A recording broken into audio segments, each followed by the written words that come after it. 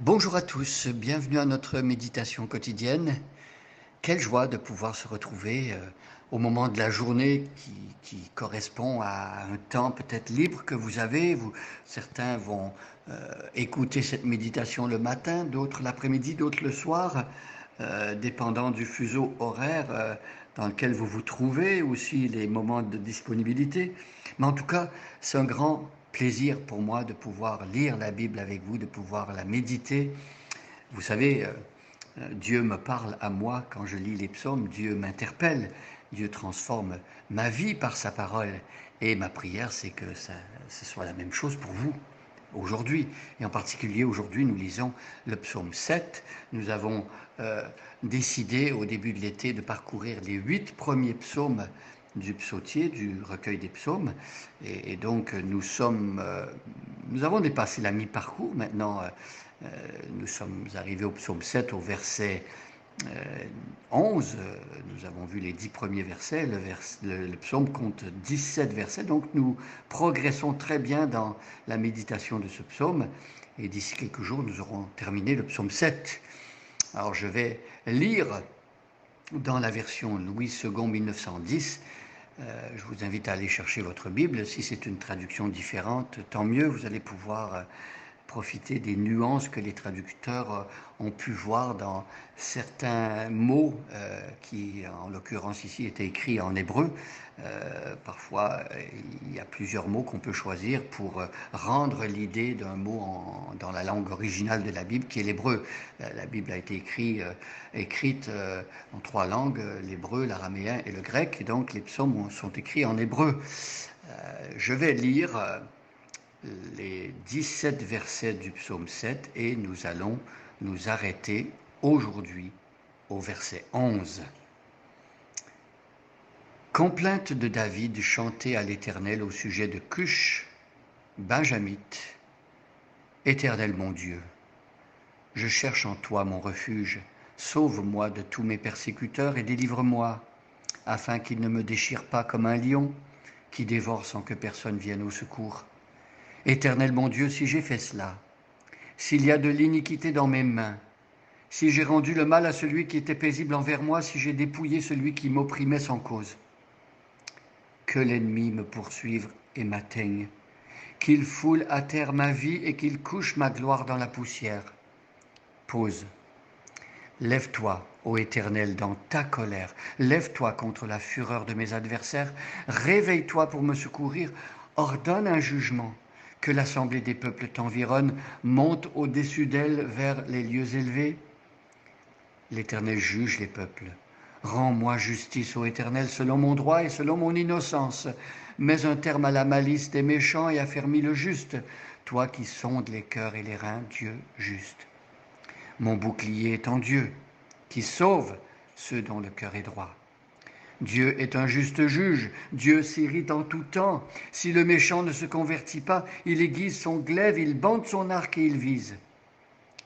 Il dirige sur lui des traits meurtriers, il rend ses flèches brûlantes. Voici, le méchant prépare le mal, il conçoit l'iniquité et il enfante le néant.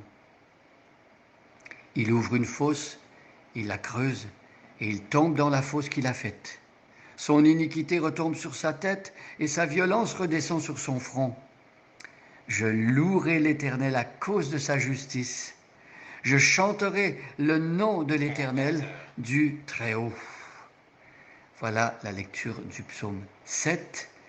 Hier, nous avions vu que Dieu, le Dieu de la Bible, c'est un Dieu qui est un bouclier. Vous avez besoin de protection, de sécurité. Au lieu de chercher à gauche et à droite, au lieu de chercher à un niveau horizontal du côté des êtres humains, peut-être des choses matérielles, eh bien ici, le psaume nous invite à lever les yeux, à découvrir combien Dieu est notre sécurité, combien il est une protection pour nous. Nous avions vu qu'il était aussi le Sauveur. Dieu sauve ceux qui ont la posture correcte devant lui et appropriée, la posture qui convient devant un Dieu saint et parfait. C'est l'humilité, c'est la repentance et la foi dans le sacrifice de Jésus-Christ.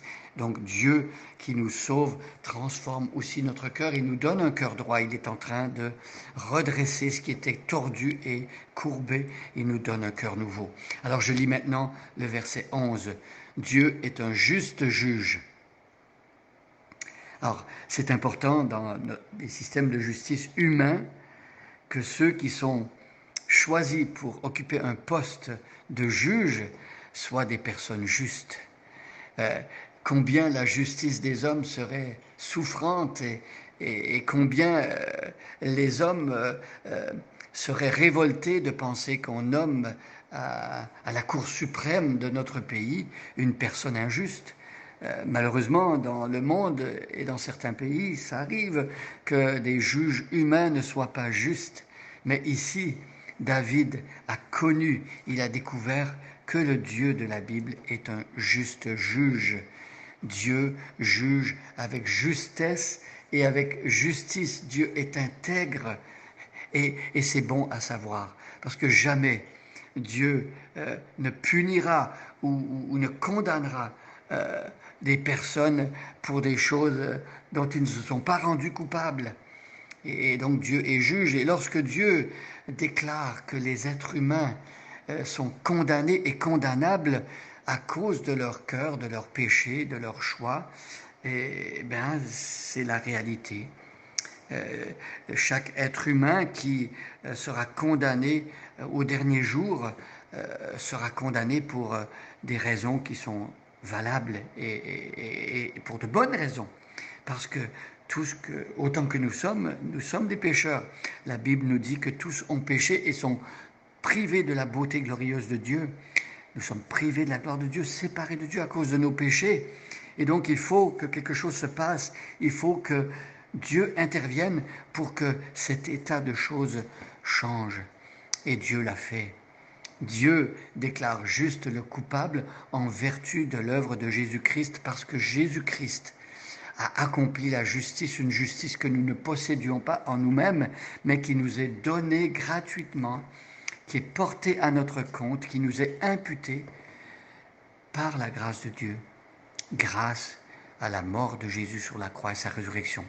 Et donc ici, le verset 11 nous dit que Dieu est un juste juge, et la suite du verset nous dit que Dieu s'irrite en tout temps.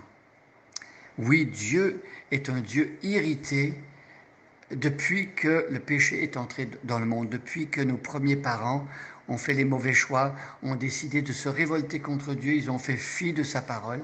Le péché a atteint tous les hommes et le péché des hommes sur la terre irrite Dieu. L'évangile selon Jean nous dit que celui qui ne croit pas en l'évangile, la colère de Dieu demeure sur lui. Alors mes amis, si nous voulons être délivrés de la colère à venir, si nous voulons être en communion avec un Dieu apaisé envers nous, eh bien venons à Jésus-Christ qui a apaisé la colère de Dieu par son sacrifice.